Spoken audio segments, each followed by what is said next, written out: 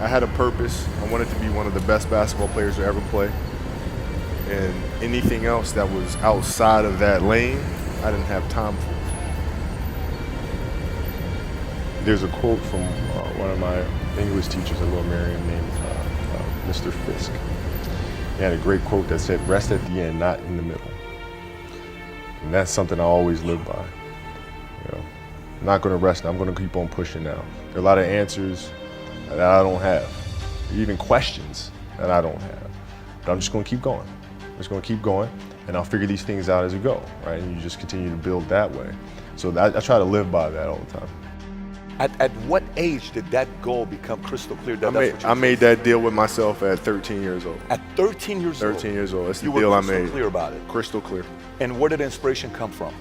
The love of the game. The love of the game, the challenge. Like I would watch Magic play, I'd watch Michael play, and I would see them do these unbelievable things, and I'd say, can I get to that level? I don't know, but let's find out. Let's find out. And so that curiosity to see where I could push this thing led me down that path, I think. I had a summer where I played basketball when I was like 10 or 11 years old, and here I come playing, and I don't score 1 point the entire summer. Not a free throw, nothing, not a lucky shot, not a breakaway layup, 0 points. And I remember crying about it and being upset about it. And my father just gave me a hug and said, "Listen, whether you score 0 or score 60, I'm gonna love you no matter what." Wow. Now that is the most important thing that you can say to a child. Because from there, I was like, okay, that gives me all the confidence in the world to fail. I have the security there. But to hell with that, I'm scoring 60.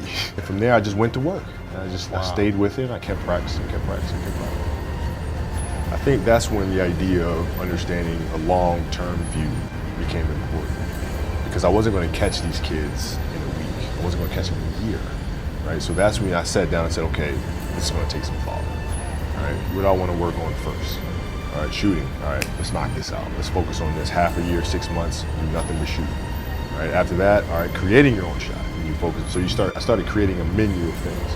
When I came back the next summer, I was a little bit better. I scored. Yeah, it wasn't much, right, but I scored. This is 12, 13. 12, 13. And then 14 came around, back half of 13, 14 years old, and then I was just killing everyone. And it happened in 2 years. And I wasn't expecting it to happen in 2 years, but it did, because what I had to do was work on the basics and the fundamentals. Well, they relied on their athleticism and their natural ability. And because I stick to the fundamentals, it just caught up to me. And then my body, my knees stopped hurting. I grew into my frame. Then it was game over. Wow. Were you always competitive from the day you were born? You were super competitive? Competitive with things that I participate in. So I'll put it to you this way. So basketball for me was the most important thing.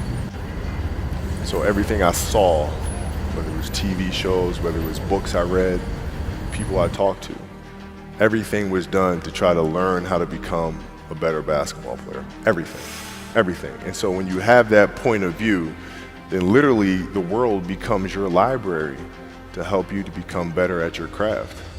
So at 13 years old, I had a I had a kill list. And so, they used to do these rankings. It was Street and Smith basketball rankings. And I was nowhere to be found because I was like 6'4", scrawny, like 160 pounds soaking wet. So I was like 57 on the list. And so I would look at 56, 55, all the way up to number 1, who these players are, what club teams they played for. So when we go on an AAU travel circuit, I got to hunt them down, right? And so that became my mission in high school, is to check off every other person, all those 56 other names, hunt them down and knock them down. So when we played at 13, I would size you up and see what your strengths and weaknesses are. How do you approach the game? Are you silly about it? Are you goofy about it? Are you good at it just because you're bigger and stronger than everybody else? Right? Or is there actually thought and skill that you put into? Right? And when I'd play to my weaknesses. I always work on the things during those games that I was weak at. Left hand, pull-up jump shot, post game. Right? So I have a strategy. What was really your work ethic like, and for how long did you stay disciplined? Well, I mean, every day. I mean, since 20 years. It was an everyday process and trying to figure out strengths and weaknesses. For example, jumping ability. Now, my vertical was a 40, it wasn't a 46 or a 45. My hands are big, but they're not massive. Right? So you got to figure out ways to strengthen them so your hands are strong enough to be able to palm a ball and do the things that you need to do.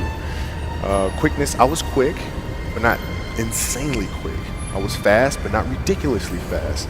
Right? So I had to rely on skill a lot more.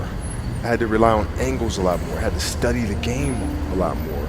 And but I enjoyed it though. So like from the time I can remember when I started watching the game, I studied the game, and it just never changed. What does losing feel like to you? It's exciting Why is it exciting? because it means you have different ways to get better. There's certain things that you can figure out that you can take advantage of, right? Certain weaknesses that were exposed that you need to shore up, right? So it was exciting. I mean, it sucks to lose, Right. but the hardest thing is to face that stuff. That's a really, really tough challenge. How did you get mentally and emotionally so strong where it doesn't bother you? Well, you got to look at the reality of the situation. Like for me, it's not, you kind of got to get over yourself, right? And then after that, it's okay, well, why did those air balls happen? Got it. I didn't have the legs. So you look at the shot, every shot was on line. Every shot was on line, but every shot was short. Right? I got to get stronger. I got to train differently. The weight training program that I'm doing, I got to tailor it for an 82-game season so that when the playoffs come around, my legs are stronger and that ball gets there. So I look at it with rationale.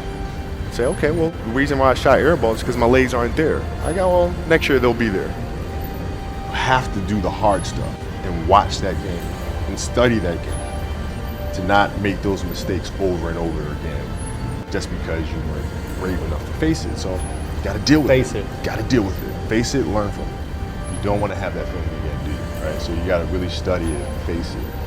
And not to say you'll win the next time you face it, but at least you'll give yourself a better chance. Yeah. It's an obsessiveness that comes along with it. You want things to be as perfect as they can be, understanding that nothing is ever perfect. But the challenge is try to get them as perfect as they can be. And what can you do? It's in your control. So control what you can. You have this mindset, but how did you develop that? I don't know if that's what you call the Mamba mindset, but how did you develop that?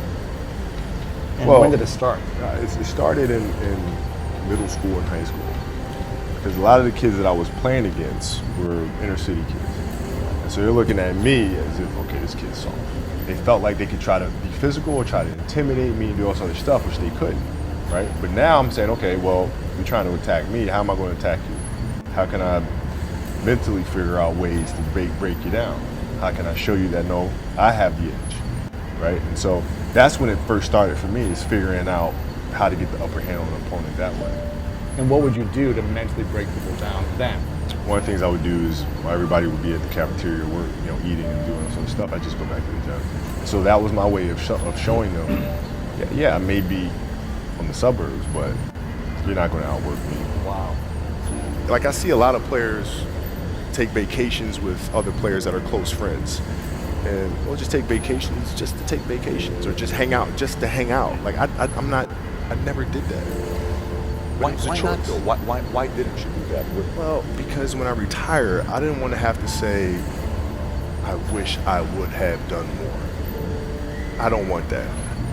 I played games with the flu. I played games with 102-degree fever, man. We had a game against Toronto in 2000, and Vince was tearing the league up. My back was jacked. So I would be in the layup line like, okay, there's a lot of days where you can rest and recover. Today ain't one of them. Your back can bother you any other day. That ain't bothering me today. He gonna have to see me today. You're playing against the Golden State Warriors. Score is 107-109. You guys are close to getting into the playoffs. You know exactly what happens in the game. You go up, you're about to take your shot, and then all of a sudden, boom, Achilles happens, right? Friend of mine, Nima, he is here just to listen to. He played ball. And he told me, he says, Patrick, I don't think you understand. He says, when I tore my Achilles in high school, he says, 4 friends of mine dragged me to my hospital. I was crying from there straight to the hospital. He says, I have no clue how the hell this guy did it. He went and hit the free throws, and then you walked off the stage. How the hell do you tolerate that kind of pain? You know, I use this. I tell this example, and I think this is the best way to explain it. You know, you have a hamstring injury, you pull your hamstring really, really badly, you can barely walk, right? Let alone play anything. You're at home, all of a sudden a fire breaks out in the home, right? Your kids are upstairs, you know, wife is wherever she may be, you know, going down.